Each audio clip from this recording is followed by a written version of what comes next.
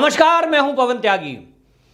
Pegasus मामले को लेकर ममता बनर्जी ने केंद्र पर हमला बोला और केंद्र को कहा कि मोदी सरकार, जिसको मैं समझ रही थी कि वो बिना पक्षपात के काम करेगी, वो तो जो है इस समय सुविधा के बजाय और जासूसी करा रही है और केंद्र सरकार सबके फोन टैप कर रही है। मैं किसी से बात नहीं कर सकती, मैं शरद पवार से बात नहीं कर सकती, मैं मुख्यमंत्री से बात नहीं कर सकती। और केंद्र सरकार ने ये सारा जो मामला है लोकतंत्र को, इसको बदलते हुए और इन्होंने इसको जासूसी का एक तंत्र बना दिया है, ऐसा करके आरोप लगाया। लेकिन ममता बनर्जी खुद घिर गई है, क्योंकि ममता बनर्जी के इस बयान के बाद वहां विपक्ष के नेता शुभेंदु अधिकारी, उन्होंने एक खुलासा किया और उन्होंने कहा जो ममता बनर्जी मोदी जी पर यह आरोप लगा रही है कि ममता बनर्जी का फोन टेप किया जा रहा है, वही ममता बनर्जी पश्चिम बंगाल के अंदर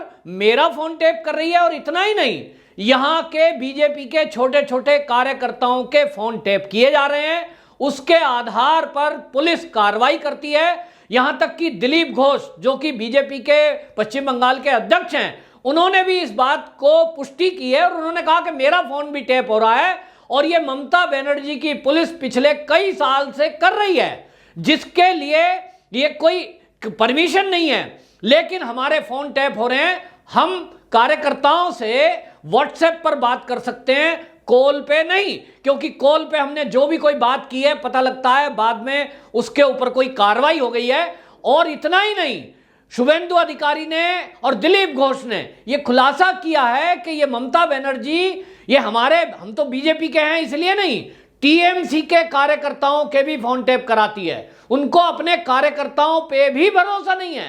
तो अगर केंद्र सरकार को पेगासस के नाम पर ममता बनर्जी घेर रही है, ये अभी उसकी पुष्टि नहीं हुई है। ना किसी एजेंसी ने अभी तक ये कहा कि केंद्र पर लगाए गए आरोप सिद्ध होते हैं या सही है। ये बात अलग है कि संसद में विपक्ष इसको लेकर हल्ला कर रहा है।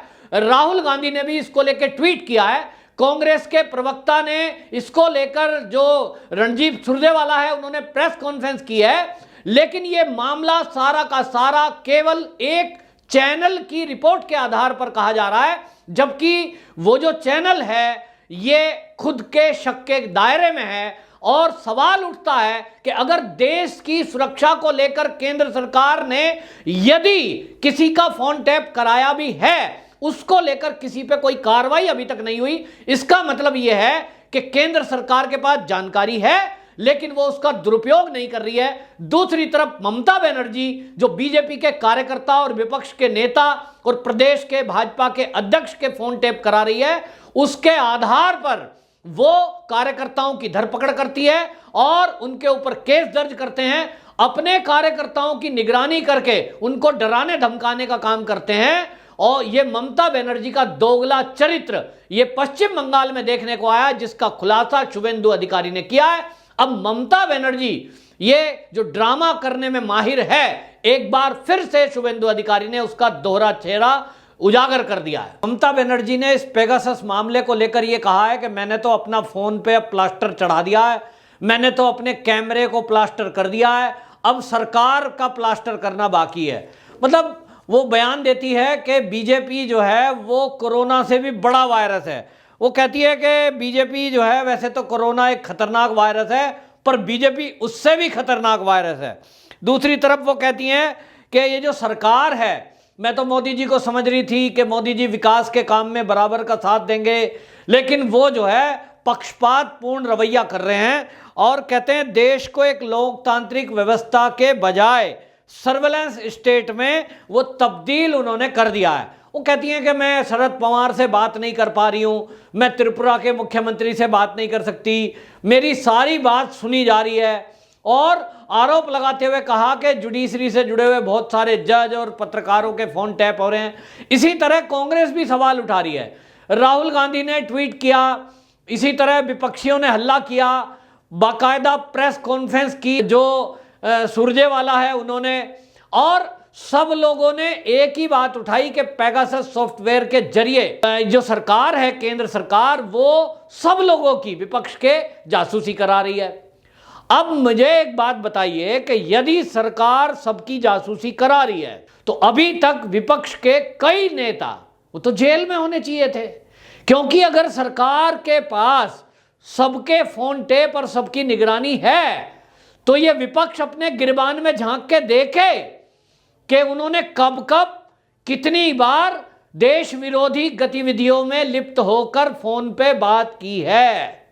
पश्चिम बंगाल में ममता बनर्जी जो आज बोल रही हैं, उनके जो कार्यकर्ता हैं, उनके जो विधायक हैं, उनके जो मंत्री हैं, उन्होंने ममता बनर्जी से कब कब बात की होगी दंगे को लेकर। हिंसा हो रही है, उस हिंसा को लेकर कौन कौन पुलिस अधिकारी हैं जिन्होंने उनसे फोन पे कहा होगा कि हमारे पास फला आदमी आया है, वो एफआईआर कराने के लिए जोर दे रहा है, दीदी क्या करें, वो टीएमसी का कार्यकर्ता है। तो अभी तक तो सीबीआई और एनआईए सब कुछ पकड़ पकड़ के और बहुत सारे नेता जेल में होने चाहिए थे। अगर मोदी जी के पास सारे विपक्ष की पूरी जानकारी है, जैसा कि पूरा विपक्ष आरोप लगा रहा है, ममता बनर्जी हो चाहे राहुल गांधी हो, अगर आपके सबके फोन टैप हो रहे हैं और केंद्र सरकार के पास उसका पूरा डाटा एक एक है, आप कहां कहां जा रहे हैं ये जानकारी है, अगर इतनी पुख्ता ये जानकारी केंद्र के पास है, तो अभी तक सैकड़ों विपक्ष के लोग जो नेता उसमें ऐसे हैं जिनके चीन से संबंध है, वो चीन से चलते हैं, चीन कहेगा कुछ तो वो करेंगे। तो कांग्रेस के तो कई लीडर अब तक जेल में हो जाने चाहिए थे। अभी तक मेरी समझ से तो ये है कि जिस तरह से हमने देखा है राहुल गांधी को, वो जो बयानबाजी करते हैं, वो जो ट्वीट करते हैं, कहीं ना कहीं विदेश से कोई उनको गाइड करता होगा, मेरा एक आकलन है। तो कोई अगर जेल में नहीं गया, कोई राष्ट्र विरोधी गतिविधि में जेल में नहीं है, इसका मतलब ये मान लो कि सरकार के पास ये जानकारी नहीं है। अब ममता दीदी या राहुल गांधी ये जो बौखला रहे हैं, इस बौखलाहट का कारण क्या है? यदि मान लीजिए सरकार का एक सूचना विभाग है और ये भारत में ही नहीं है, दुनिया के सभी देशों में एक इंटेलिजेंस विभाग होता है जो देश विरोधी गतिविधियों में लगे हुए लोगों को, जिनको वो डाउट होता है, उनकी वो निगरानी करता ही है। ज्यादातर विपक्ष के लीडरों की ये जानकारी जुटाने की कोशिश की जाती है कि वो कहीं देश के विरोध में, देश विरोधी गतिविधि में इस तरह तो संलिप्तता नहीं है। और ये जो कांग्रेसी आज हल्ला कर रहे हैं, जो उस समय जब कांग्रेस की सरकारें थी, चाहे वो इंदिरा गांधी की सरकार रही है, चाहे वो राजीव गांधी की सरकार रही है, उस समय बाकायदा विदेशी कंपनियों को ठेका दिया गया, चाहे वो रूस की हो चाहे वो चीन की हो, और विपक्षों की सबकी फोन टैपिंग कराई जाती रही। आज इनको समझ में आ रहा है, इनको लगता है कि जैसे हमने अपने सरकारों के टाइम में कराया था, मोदी जी भी ऐसे ही कर रहे होंगे, तो इनके पास तो सारी पोल पट्टी खुली होगी, और इसलिए बौखला रहे हैं। आपको एक आश्चर्य बात में लगेगा कि खाली एक कोई अखबार, कोई एक टीवी चैनल, एक कोई न्यूज चला दे, चाहे वो झूठी क्यों ना हो, और ये सारे सांसद जितने भी विपक्ष के हैं हल्ला करना शुरू कर देते हैं। इसका मतलब ये हुआ कि संसद के अंदर एजेंडा क्या होगा, हमारी संसद में मानसून सत्र में क्या तय किया जाएगा, कौन कौन से मुद्दे होंगे, क्या ये कोई न्यूज चैनल तय करेगा, क्या ये कोई विदेशी अखबार तय करेगा? लेकिन हमारे जो नेता हैं, माफ करना मैं ऐसी शब्दों के इस्तेमाल कर रहा हूं, ये भेड़ चाल है कि मतलब एक ने कुछ कहा, एक कांग्रेस आज सत्ता में नहीं है, गिनती भर उसके विधायक हैं, गिनती भर सांसद हैं, लेकिन उसके बावजूद हमने देखा है कि कांग्रेस में जो राहुल गांधी कह देगा, जो प्रियंका बोल देगी, पूरे सांसद भेड़ की तरह उसके पीछे चल देंगे बिना दिमाग लगाए। अरे भाई, ये संसद का मानसून सत्र है, कोरोना के बाद ये आया है, कम से कम बैठकर कोरोना पर चर्चा होती कि तीसरी लहर आने वाली है, दूसरी लहर गई है, देश में क्या क्या चीजों की कमी रही, क्या हमें और अच्छा बेटर कर देना है, वैक्सीनेशन में क्या क्या प्रोग्रामों में कमी आ रही है राज्यों में, ये चर्चा होनी चाहिए थी, सार्थक चर्चा ये होनी चाहिए। बाढ़ का दौरान चल रहा है, बरसात में हर बार बाढ़ आती है, इस बाढ़ में बिहार में बर्बादी आती है, देश के कई हिस्सों में अभी भी बाढ़ आई हुई है, तो इसके बारे में चर्चा होनी चाहिए। देश में जनसंख्या वृद्धि हो रही है, जनसंख्या के विस्फोट से सारा जितना हमारा तंत्र है, जो मेडिकल के हमारे पास इक्विपमेंट थे, चाहे वो हॉस्पिटल थे, चाहे वो ऑक्सीजन थी, सब ध्वस्त हो गए, क्योंकि जनसंख्या तेजी से बढ़ती जा रही है। इन मुद्दों पर सदन के अंदर चर्चा होनी चाहिए, लेकिन नहीं, ये सांसद तो ऐसा लगता है जैसे विदेशों की कठपुतली है, विदेशी जैसा चाहेंगे ये सांसद वैसा रोल अदा करते हैं। और हमने तो देख लिया, इतने बड़े हो गए कि मतलब संसद में ये जिस काम के लिए सांसद भेजे जाते हैं चुनकर कि आप वहां जाइए, नए नए कानून बनाइए, जो कानूनों में संशोधन करना है वो करिए, देश की तरक्की के लिए नीतियां बनाइए, लेकिन बजाय उसके ये जैसे स्कूल में बच्चे नहीं होते कि टीचर नहीं है तो इधर कॉपी फेंक उधर लात मार, मतलब इस तरह का व्यवहार करते हैं, बच्चे भी शर्मा जाएं। अब सदन के अंदर जो लोकसभा के स्पीकर हैं वो बैठे हुए हैं, कभी कभी पीएम बैठे हुए हैं, लेकिन ये एक दूसरे की तरफ गाली उछाल रहे हैं, कभी कभी पेपर उछाल रहे हैं, कभी बैल में आ गए। इनके लिए एक कानून सरकार को बनाना चाहिए, लेकिन कोई सरकार आज तक खुद सांसदों के लिए कानून नहीं बना पाई। कानून बनाएंगे, इनके लिए गाड़ियां कैसी हो, इनके लिए फंड कैसा हो, इनके रिटायरमेंट के बाद तनख्वाह कितनी हो, लेकिन इन सांसदों को देखकर हमारी तो आत्मा किलसती है कि हमारा टैक्स का पैसा, ये जितने सांसद हैं क्या कोई नौकरी करते हैं? कोई नौकरी नहीं करता, कोई दिहाड़ी मजदूरी नहीं करता। इनके जो कोई झोंपड़ी में रहने वाला आया, 5-7 साल वो सांसद बन गया, उसके बाद आजीवन उसको पेंशन मिलेगी। वाह भाई वाह, नौकरी करने वालों को तो मिलेगी 20 साल में पेंशन तय होगी, तुम्हारी 1 साल में ही तय हो गई। ये अपने लिए नियम बना लिए, अपने लिए फंड। टेलीफोन में 500 रुपए में अनलिमिटेड कॉल का डाटा मिल रहा है, हर रिक्शे वाले के पास भी फोन है, वो चला रहा है, लेकिन आज भी सांसदों का लाखों रुपए का टेलीफोन का बिल, गाड़ियों के बिल, बंगलों के बिल, मतलब अपनी मनमर्जी है। ये तो मोदी जी का भला हो कि अभी कैंटीन में जो चर्चा चलती थी कि 15 रुपए में इनको भरपेट खाना मिलता था फर्स्ट क्लास, वो थोड़ा बंद हुआ है, लेकिन अभी भी जो फैसिलिटी इनको राजनीति करने के नाम पर मिलती है और जनता के गाड़ी कमाई का टैक्स का पैसा इन्हें खरीद मिलता है, ये उसे बर्बाद कर रहे हैं। और आप देखिए कि सरकारी टेलीविजन के अलावा और कहीं दिखाए नहीं जाते, कोई न्यूज चैनलों पे इनकी चर्चा नहीं होती, किस तरह की ये बदतमीजी कर रहे हैं।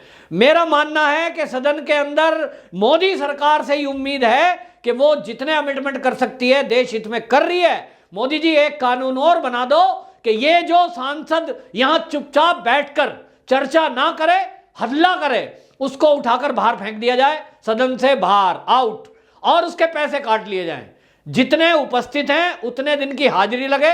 हम लोग नौकरी करते हैं, जितने दिन हम नौकरी पे जाते हैं उतने दिन की अटेंडेंस लगती है, बाकायदा 8 घंटे बैठना होता है, और आजकल तो थंब इंप्रेशन से अटेंडेंस लगती है। सांसदों की भी इसी तरह अटेंडेंस लगे, और इनको जितने घंटे संसद में बैठते हैं, काम करते हैं, उतने घंटे के पेमेंट मिले। जो हल्ला गुल्ला करे उसको 1 पैसा ना मिले, बल्कि उसके डबल काटो जो हल्ला करे।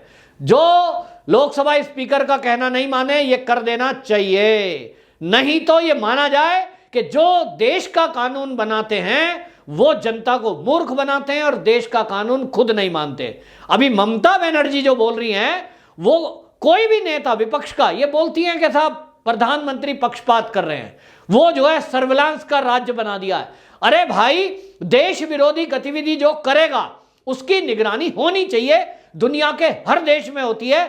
दुनिया के हर देश में तो हालत ये है, आप चीन की बात करते हो, बड़ा राहुल गांधी जो है चीन की पैरवी करता है, ममता बनर्जी बड़ी तारीफ करती हैं, तो चीन में जाके देख लो क्या हाल है। वहां खबर नहीं आती कहीं, एक ही सरकारी चैनल और अखबार है, वहां कोई बोल नहीं सकता, तुरंत मर्डर कर दिया जाएगा उसका जो देश के विरोध में बोलेगा या राष्ट्रपति के विरोध में बोलेगा। यहां तो आजादी है, आप राष्ट्रपति को कुछ भी कह दो, आप यहां मुख्य न्यायाधीश को कुछ कह दो, आप यहां के प्रधानमंत्री को कुछ भी कह दो, यहां कुछ होता नहीं है।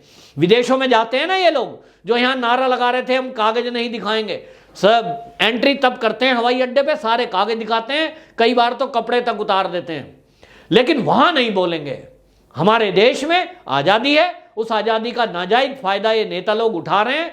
देश विरोधी गतिविधि में लगा हुआ कोई भी व्यक्ति या जिस पे डाउट हो, सरकार को सबकी जासूसी करनी चाहिए, और जिसको कोई डर नहीं है, कोई गलत काम नहीं कर रहा, तो फिर उसे डर किस बात का। आप सार्वजनिक जीवन में हैं, इंटेलिजेंस विभाग आपके खाने पीने को लेकर तो कहीं आउट करने वाला नहीं है कि भाई आपने जो है फलाने दिन बैठ के दारू पी या कोई गलत काम कर दिया, तो इसलिए डर किसको है? डर है गलत आदमी को। जो सही है चाहे वो विपक्ष में हो चाहे वो पक्ष में हो, उनको किसी भी बात से डरना नहीं चाहिए, चाहे फोन टैपिंग हो, और क्यों नहीं होने चाहिए। आप सार्वजनिक जीवन में जनता के टैक्स की कमाई से ममता बनर्जी या राहुल गांधी, आपके पास क्या इनकम सोर्स है? कहीं नौकरी करते हो?